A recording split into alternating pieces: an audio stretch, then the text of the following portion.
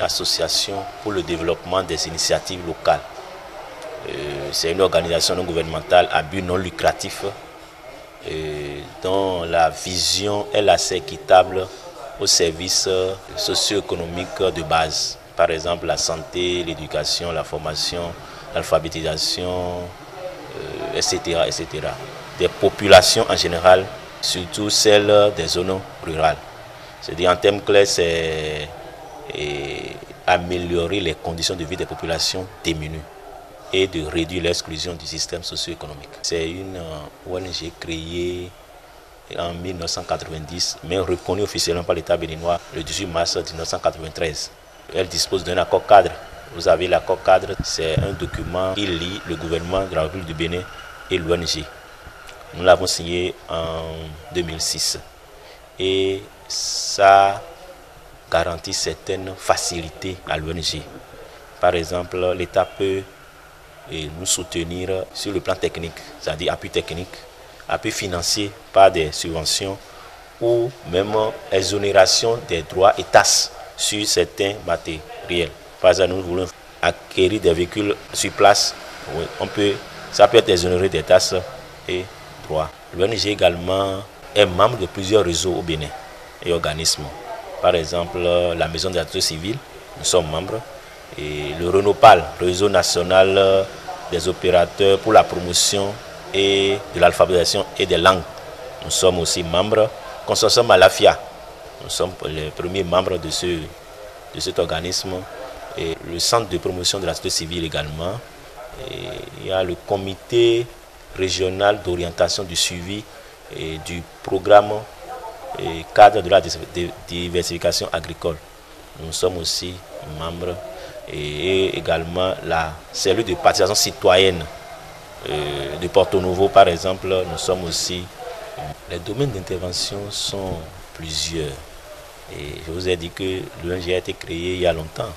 Donc le premier domaine, le domaine phare, c'est la santé. Vous savez, je vous ai dit, depuis 2001, on a commencé et on continue. Et l'autre domaine, il y a l'alphabétisation et l'éducation. Nous sommes aussi dedans.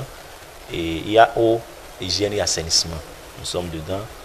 Il y a la formation et accueil et conseil. Et nous sommes aussi dedans. Il y a la sécurité alimentaire et nutritionnelle. Et nous sommes dans ce domaine.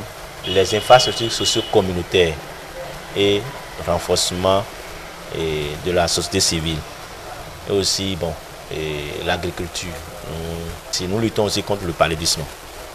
Mais ce n'est pas aussi gros que le VIH-Sida. Donc nous luttons à travers les séances d'information, de sensibilisation et comment nous allons, c'est-à-dire nous installons également les groupements d'hommes, de femmes pour veiller sur l'utilisation des moustiquaires imprégnés au niveau de chaque ménage. La première difficulté, c'est au niveau des partenaires, parce qu'aujourd'hui, ce n'est plus un contrat, c'est-à-dire lorsqu'on dit contrat de partenariat gagnant-gagnant. Avant on disait ça, mais actuellement ce n'est plus ça, c'est-à-dire nous on considère que nos contrats que nous signons, c'est des contrats de prestation de services.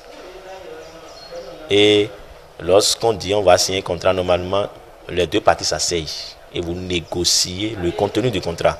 Ce n'est plus comme ça. Les partenaires font, c'est-à-dire confectionnent, élaborent, nous envoient pour des observations. Et quel genre d'observations qu'on fait? Les informations ne sont pas même prises en compte. Et vous savez que le montant, le coût d'un contrat, le montant n'est pas donné en totalité. C'est-à-dire c'est par tranche. Donc à un moment donné, il y a du retard dans le virement de ces fonds.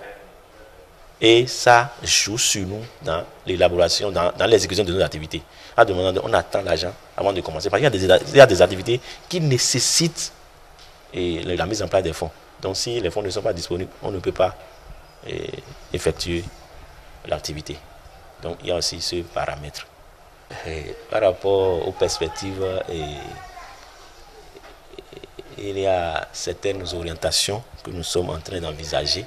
Et en dehors du projet que nous avons, il y a un projet qui est en train de finir, qui finit déjà, et nous voulons, le partenaire veut reconduire ce projet. Maintenant, en dehors de ça, nous avons d'autres sous-projets que nous envisageons et mettre ça, c'est-à-dire piloter pour pouvoir renforcer la structure.